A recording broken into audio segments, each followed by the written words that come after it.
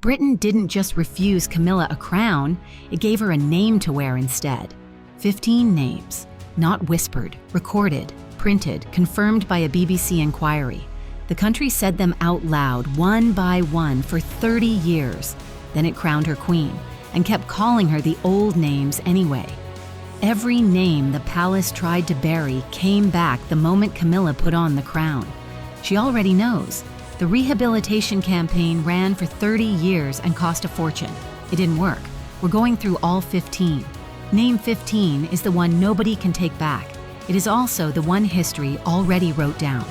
A name she gave herself, on a tape in 1989. For 28 years, Camilla was told the public would forget. They never forgot. Diana's son didn't forget either. Let's count them down. Number 1, the other woman. The name started in the tabloids, but it didn't stick because of the tabloids. It stuck because it was true. Charles admitted the affair on national television in 1994. Jonathan Dimbleby asked him directly during a 2.5-hour ITV documentary, and Charles said yes. He claimed the affair resumed only after his marriage had irrevocably broken down. Diana had already told friends the truth, that it never stopped. The Sun, the Mirror, the Mail. Every front page used the same 2 words. The other woman. Not a tabloid invention, a factual description. It followed Camilla for 3 decades, into the palace, past the crown. It follows her now, and it will follow her into whatever she becomes after Charles is gone. Diana lived with those words before anyone printed them. She knew, and when the country finally caught up, it never let go. But the second name didn't come from the press. It came from Diana herself, on camera, to 23 million people. Number 2, the third person. November 20th, 1995. BBC One Martin Bashir asked the question. Diana looked straight into the camera and answered it. Well, there were 3 of us in this marriage, so it was a bit crowded. 23 million viewers heard it. Panorama broadcast it. The Dyson inquiry in 2021 investigated how the interview was obtained, but nobody disputed what Diana said. She didn't call Camilla by name. She didn't have to. The BBC tried to discredit the interview. They couldn't discredit the words, because the words were Diana's, and Diana didn't lie. The third name is the one every newspaper used like a job title for 12 straight years. Number 3, the Mistress. Not girlfriend, not partner, not companion. The Mistress, Reuters ran it. The BBC picked it up. The Times, the Telegraph, every wire service. It appeared in headlines from 1993 to 2005. Even after Charles married her, the word didn't disappear. It moved to the second paragraph of every royal story. The Guardian's Caroline Davies, writing in 2023, 30 years after the tape, called Camilla's bond with Charles one that shattered both their marriages and cast her as a conniving marriage wrecker. The word mistress became her public title. Britain assigned it. Britain never took it back. Diana was called unstable, paranoid, difficult. The palace machine had names for her too, ugly ones designed to discredit. But here's the difference. The names the palace gave Diana faded. The names the public gave Camilla didn't. Because the public chose which names survive, and they chose every single name on this list. But number 4 went further than mistress. It carried blame, and the blame came directly from Diana's own testimony. Number 4, the homewrecker. Royal correspondent Camilla Tominey told NBC News directly. The late princess had described her as the third person in her marriage to Prince Charles, and the general public interpreted that as Camilla being the ultimate homewrecker. A public conclusion drawn from Diana's words. The Sun printed it. The Mirror echoed it. Phone-in shows across Britain repeated it for years. A 2004 populace poll showed only 32% supported Charles remarrying. Homewrecker went beyond tabloid shorthand. It became a country's verdict, delivered after watching Diana cry on camera and deciding collectively who did this to her. I really want to get to name 9, the one that came from inside the palace itself, from the Queen's own mouth. But first, name 5. Because 5 is the one Diana found with her own hands. 2 weeks before her wedding. Number 5, Gladys. Andrew Morton reported it in Diana, her true story. 2 weeks before the July 1981 wedding, Diana found a gold bracelet, blue enamel disc, 2 letters entwined, G and F, Gladys and Fred. Their secret names, borrowed from The Goon Show, a 1950s BBC radio comedy Charles loved. Pure Wow and Slate both confirmed the origin. Diana was 20 years old, 2 weeks from becoming the Princess of Wales, and she was holding physical proof in her hands that Charles had a secret name for another woman. On a bracelet he was about to give her as a gift. Let that land. 2 weeks before the wedding, a bracelet with another woman's code name on it. Gladys was their private world. It existed before Diana walked into it. It existed while Diana was living inside it, and it existed long after Diana was gone. The name Gladys told Diana the truth that Charles never would. She carried that discovery for the rest of her life, and she gave Camilla a name back, one that was harder to shake. Number 6, the Rottweiler. Diana's private nickname for Camilla. Simone Simmons reported it in Diana, The Last Word. The Daily Express published it. Tom Bauer documented it in Rebel Prince. The reasoning was specific. Once she has got her teeth into someone, she won't let go. Diana didn't pick the word randomly. She picked it because she'd watched it happen for years. A woman who wouldn't release her grip on a married man, no matter the cost, to his wife, his children, or the monarchy itself. The Rottweiler. It stuck because it wasn't an insult. It was an observation. And Diana's observations were almost always right. And while Diana was naming Camilla behind closed doors, the country was building a name of its own. One that you went viral before viral was even a word. Number 7, Camilla. The tabloids printed it. TikTok made it permanent. After Queen Elizabeth's death in September 2022, the South China Morning Post reported that the hashtag Camilla exploded across social media. Videos pitting Camilla against Diana, captioned the new queen versus the real queen. But the name didn't start online. British tabloids had used Camilla for years alongside horseface and royal sleeping pill. The internet didn't invent it, it inherited it, and it spread it to a generation that never met Diana, but chose her anyway. Not a media construction, a name the public created, repeated, and refused to retire. PR executive Roddy Vaughan Thomas told NBC News she was the evil Camilla. She was seen as the person who was driving the wedge between the fairy tale princess and the Prince of Wales. Britain had invested in the fairy tale. Millions watched the wedding. Millions named their daughters Diana. Then they watched it burn, and they blamed one person, not Charles, not the institution. Her, because she was the one who could have walked away. And she didn't. Stay with me. Because name 8 is where the country stopped using metaphors and used a superlative instead, one that lasted 20 years. Number 8, the most hated woman in Britain. The Week ran the phrase. NBC News built a segment around it. CBS Mornings broadcast a full feature using those exact words. After Diana's death in August 1997, the British media gave Camilla that title, and the country agreed. Not unpopular, not controversial, hated. The phrase appeared in the Times, in every tabloid, in broadcast segments, and in poll analysis for over a decade. A 2017 YouGov poll, 20 full years after Diana's death, still showed Camilla at 33% positive, 52% negative. Let me say that again. 2 decades of Operation PB, hundreds of managed photo opportunities, magazine covers, charity patronages, and still, more than half the country looked at her and said no. The name held. Because Diana's memory held longer than any campaign ever could. And then, the most important name so far, because it didn't come from the press or the public. It came from the institution itself. From the woman who ran the crown for 70 years. Number 9, that wicked woman. Tom Bauer reported it in Rebel Prince.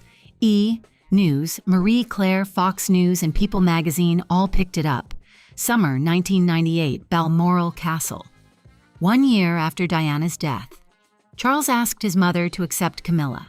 After several martinis, Queen Elizabeth told her son she would not condone his adultery, nor forgive Camilla for not leaving Charles alone to allow his marriage to recover. Her exact words, according to Bauer, "That wicked woman," and then, "I want nothing to do with her." Charles left the room in tears and called Camilla immediately. The Queen of England, the crown itself, named her, and that name sits in a published book, confirmed by 4 outlets, written by a journalist who spent years inside the palace. Diana would have understood that moment. She watched the institution protect itself while it left her exposed. The Queen calling Camilla wicked had nothing to do with personal feelings. That was the crown drawing a line Charles spent the next 20 years erasing, while Diana's sons watched him do it. The next name came from a biographer who understood what Diana's death actually did to Camilla's standing, not just emotionally, strategically. Number 10, radioactive. Radioactive. That's what Tina Brown called her in the Palace Papers, published in 2022, after Diana's death in that Paris tunnel on August 31st, 1997.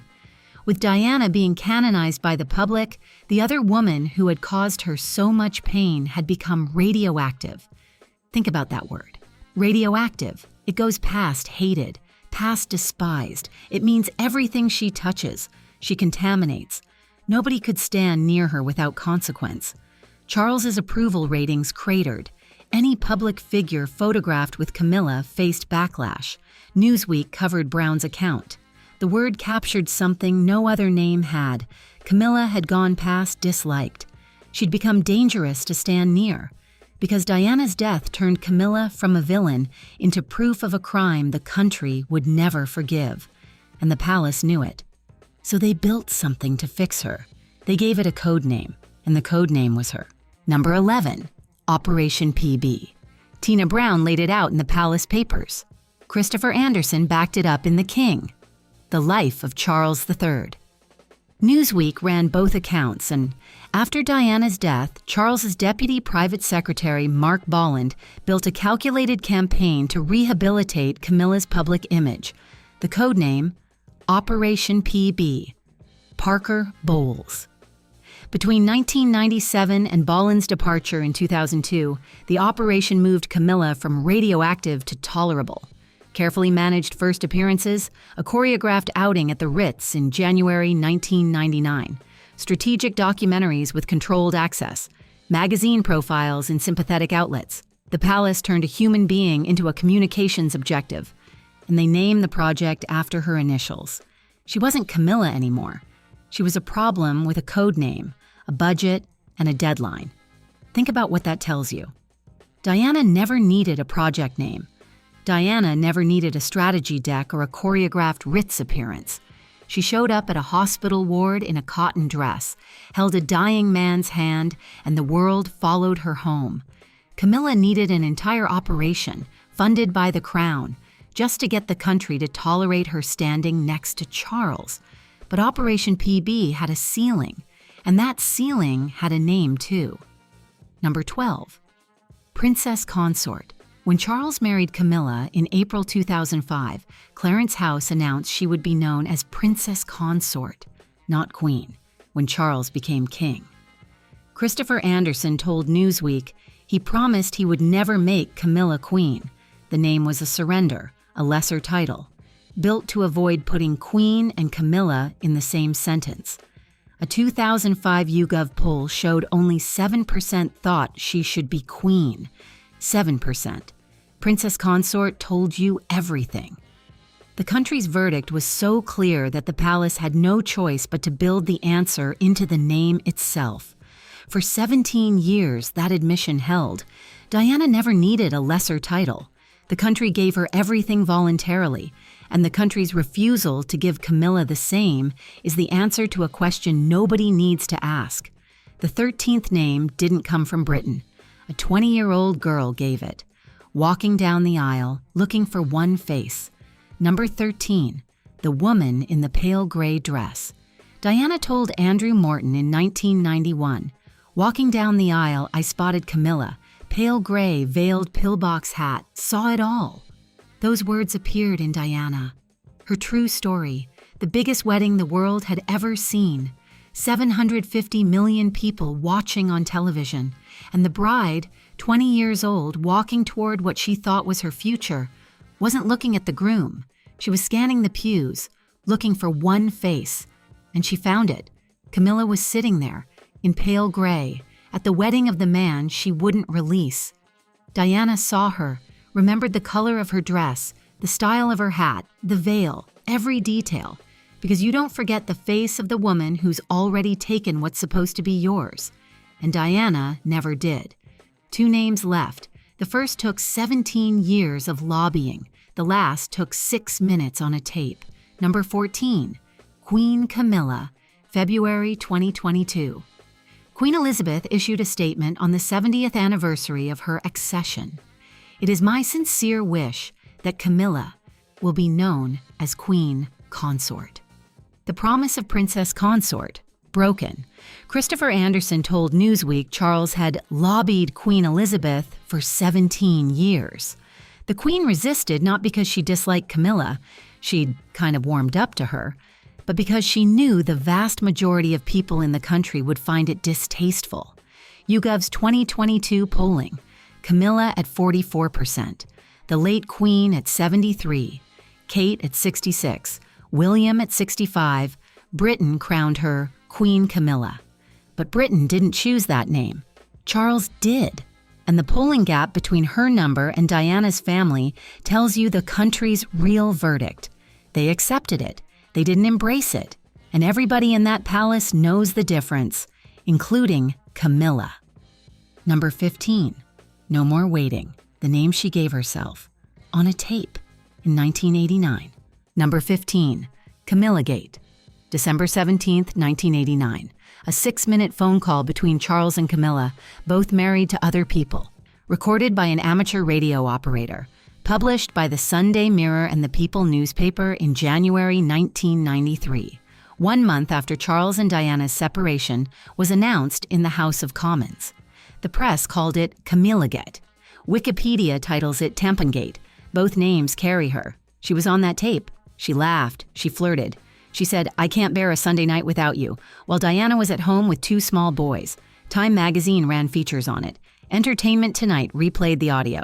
The Daily Beast revisited it in 2024. The Crown recreated it in Season 5. The tape exists. It will always exist. And the name Camillagate, the scandal named after her, not him, is the one nobody can take back.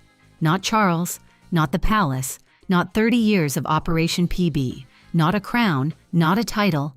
It's in the archives, the history books, every encyclopedia. She put it there herself. On December 17, 1989, while Diana's sons were sleeping, Diana didn't name that tape. The tape named itself, and it named Camilla forever. Every search engine, every encyclopedia, every documentary made for the next 100 years. Camillagate, the scandal that carries her name, not his. The name she earned by being on that call. The name she can never return.